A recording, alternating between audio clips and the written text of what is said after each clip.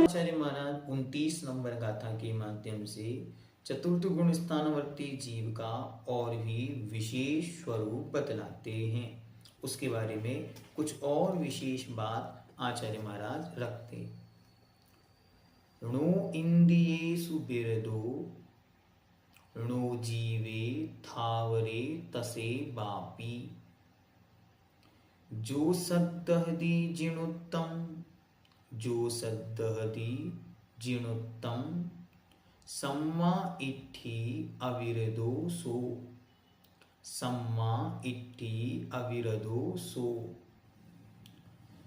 णो इंद्रियेषु विरदो णो जीवे थावरे तसे वापी जो सद्दहति जिणोत्तम सम्मा इट्ठी अविरदो सो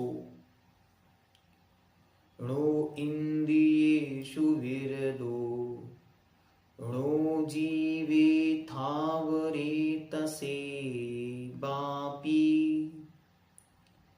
जो सद्दहति जिणोत्तम सम्मा इट्ठी अविरदो सो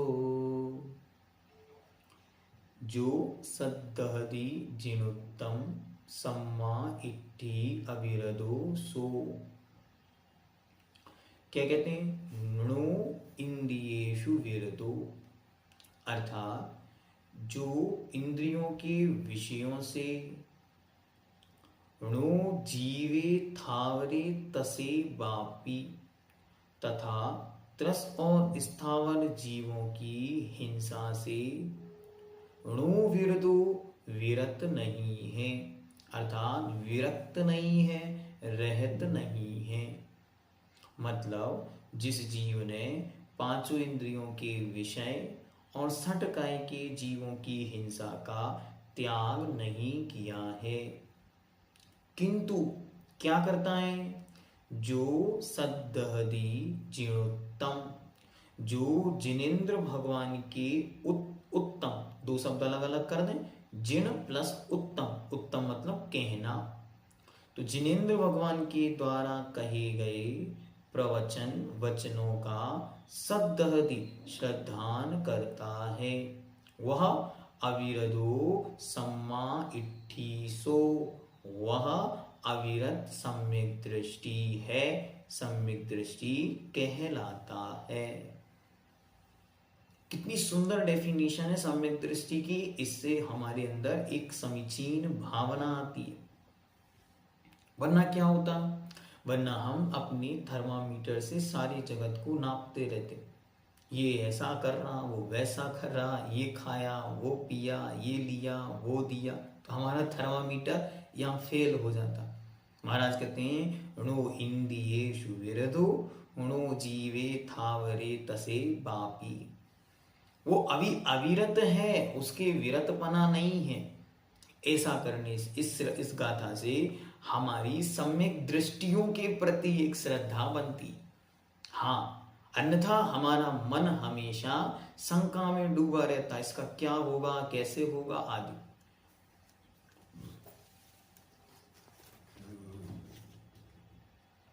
एक एक शब्द बहुत सुंदर, णो इंद्रियों विरदो, जो इंद्रियों के विरद से, नो मतलब नहीं, ठीक है, ये आपका इंग्लिश वाला नो है, ठीक है, वही णो चल रहा है।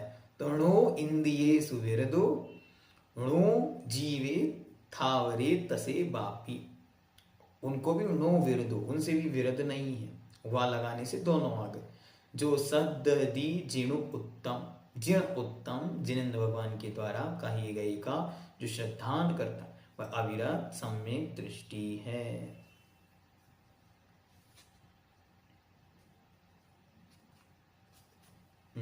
चलिए इसमें विशेषार्थ है, उसको देखते हैं।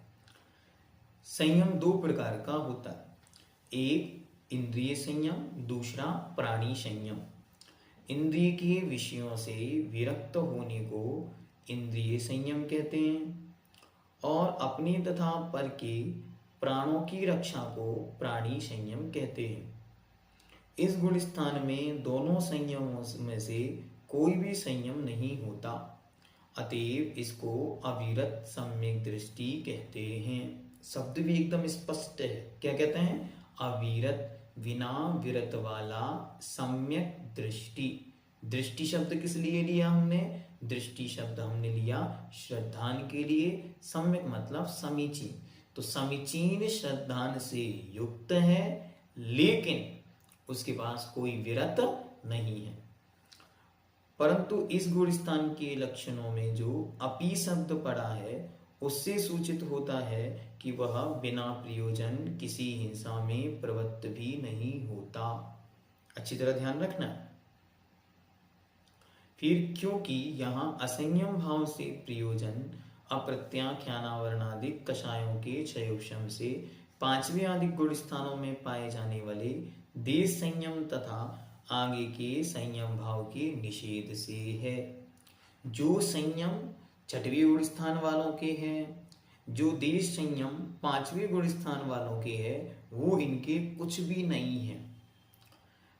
अतएव असंयत कहने का अर्थ यह नहीं है कि सम्यक दृष्टि की प्रवृत्ति मिथ्या दृष्टि के समान अथवा अनर्गल हुआ करती है, क्योंकि चतुर्थ गुण स्थान में 41 प्रकृतियों के बंध का विच्युति के नियम अनुसार अभाव हो जाता है। अतएव 41 कर्मों के बंध की कारणभूत प्रवृत्तियां उसके ना तो होती ही हैं और ना उनका होना ही संभव है। अतएव उसकी अंतरंग बहिरंग प्रवृत्ति में नीचे के 3 गुण स्थान वालों की अपेक्षा महान अंतर हो जाता है। वो जिनेंद्र भगवान के वचनों की श्रद्धा करता है और जिनेंद्र भगवान के वचनों की श्रद्धा के अनुसार ही अपना आचरण बनाता चला जाता है। जैसे कल किसी ने प्रश्न पूछा था, क्या इन्होंने तो लिख दिया कि उसके तो विरतपना है ही नहीं, तो विरतपना नहीं होने से कहीं ऐसा तो नहीं कि वह विरतपना नहीं होने से उसके रात्रि भोजन का त्याग भी ना हो। तो आचार्य इसलिए समझाते हुए कह रहे हैं, नहीं नहीं, यहाँ विरतपने का अर्थ है प्रतिमाओं का धारण नहीं है, यहाँ संयम नहीं है, लेकिन सामान्य से जो आवश्यक वस्तुएं हैं वे तो उसके आचरण में पाई ही जाती हैं। सामान्य से जो आचरण में वस्तुएं होती हैं वे उसके आचरण में पाई ही जाती हैं। इस बात को अच्छी तरह समझना है और उसे वृत्ति और उसके अंदर में दोनों में अंतर हमको दिखाई देना चाहिए कि दोनों अलग अलग वस्तुएं हैं, दोनों अलग अलग व्यक्तियों का स्वरूप हैं। इस प्रकार से दोनों को अच्छी तरह जानना चाहिए। ओम सिद्धम।